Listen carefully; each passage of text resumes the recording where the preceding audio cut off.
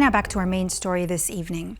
On Sunday morning, Moscow escalated its relentless campaign of strikes with a record-breaking drone attack on Kyiv, hitting the main cabinet building. Now, as the Kremlin seems to be deliberately escalating the conflict, questions arise on how Ukraine and its allies should respond. Joining me now to discuss the unfolding events is Diane Francis, Senior Fellow at the Atlantic Council. Diane, so glad to have you here with us on TVP World this evening. Now, Diane, let me go straight into it. I mean, Russia is clearly ranking up its attacks, and particularly I want to ask you about this Ukraine's cabinet building being hit, right? I mean, our correspondent earlier told us just in the beginning of the show some 800 drones were used, 13 missiles fired at buildings, I mean, not only in Kyiv, but across Ukraine in general. Now, I want to ask you, do you think that the strike on Kyiv's government building, first of all, is it marking a turning point in Russia's war tactics? Well, it's an escalation and it's a test. He's been bombarding the heck out of Ukraine since 2022. And he's, ignored ceasefire attempts by Trump, several, and deadlines. He's just ignored them. And, he's just pushing forward as though he doesn't care. And, this has got to be, it's hugely embarrassing for Trump, and it's got to be annoying to him. And so, and gradually, I hope that there'll be some kind of proper response to all of this. But, he's holding nuclear blackmail over everyone. And here's a war that is completely illegal and unprovoked and wrong. And the government building is a direct statement that I do not, which he said all along, regard the Ukrainian government as legitimate or its president. And, therefore, we're going to bomb the heck out of it, and we're not going to sit down at a table with Zelensky. And so this is the game he's playing. And, at some point, Donald Trump and Europe have to call his bluff. But that's, this is a very delicate situation right now and very upsetting. Dan, you did mention Donald Trump's reaction to this, but I'll get to that just in a moment. But I want to ask you, do you think that Ukraine now is possibly going to rethink its own, so to say, red lines on how it responds to Moscow's continuous relentless attacks? I mean, possible more strikes inside Russia. Are they going to step up their game this time? Well, they've been doing a very good job of that, and they have been harming the oil industry, which is really important. That's how Putin finances his war. And something like 20% of their oil refining and facilities and pipelines have been knocked out by Ukrainian drones and missiles. And now they have a new missile that can go deep into the heart of Russia from Ukraine. And it's very powerful. And so they don't have to wait for the Germans to give them missiles or the Americans. They're just going to go for it. And I've read recently, and I'm not sure, I can vouch for this, but that Trump has given the nod for them to hit deep inside Russia to the extent they feel is necessary. So he's getting emboldened, and I want to see more toughness and more attempts by Trump to call Putin out for all this nonsense of bombing and ignoring and being in bad faith. Putin's end game is to string this along until maybe at some point the Ukrainians just say, we give up, we capitulate. I don't think they will, but that would be, but there may come a time at a point. There may come a time when the people, but right now the polling of the people are, hey, we know what Russia is, and this is another reason we don't want to live under their boot. And so it's an awful situation. It really depends.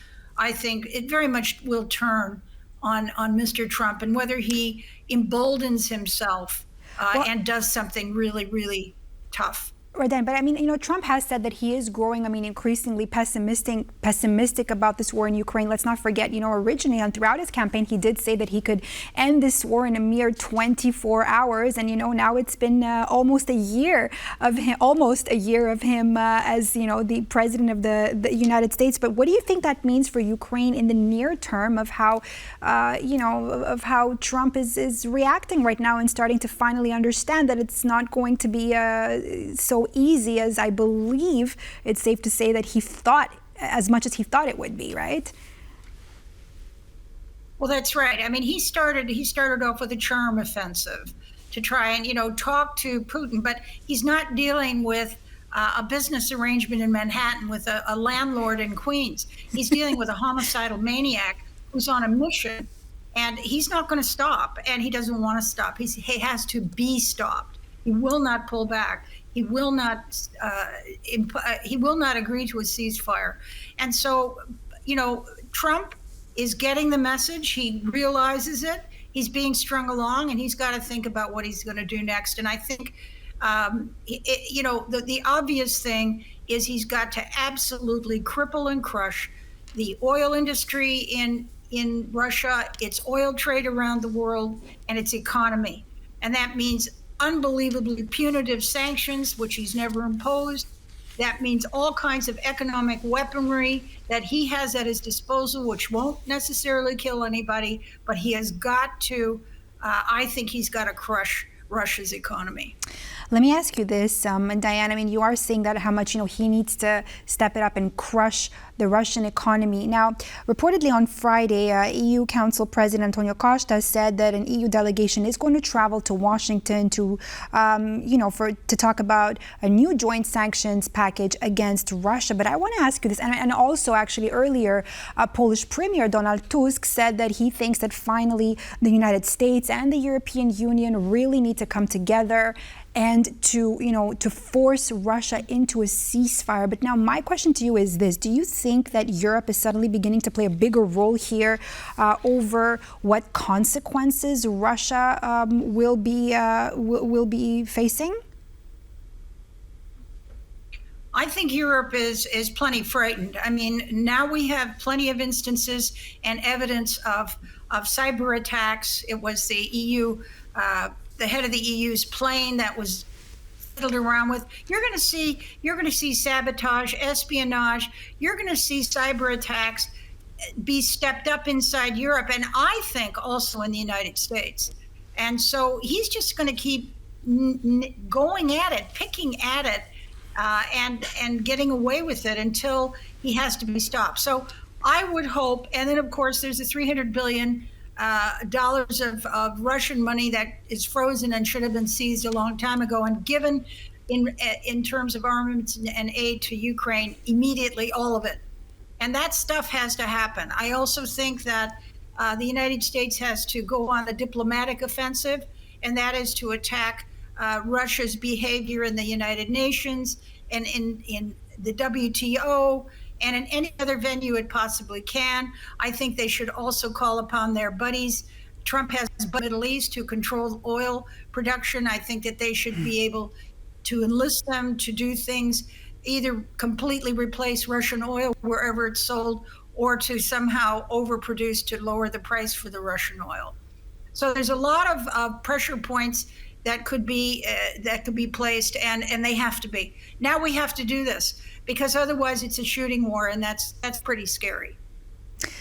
But excuse me, what else do you think that, because there's one interesting thing that you said here is it's going to have to take something to really have Putin stop. So really, Diane, what is it going to take, Putin to stop? Let's not forget, he warned that deploying foreign troops in Ukraine would trigger a Russian military response. Isn't this enough for the United States to feel threatened and to kind of, quote unquote, wake up to be able to exactly do everything that you mentioned?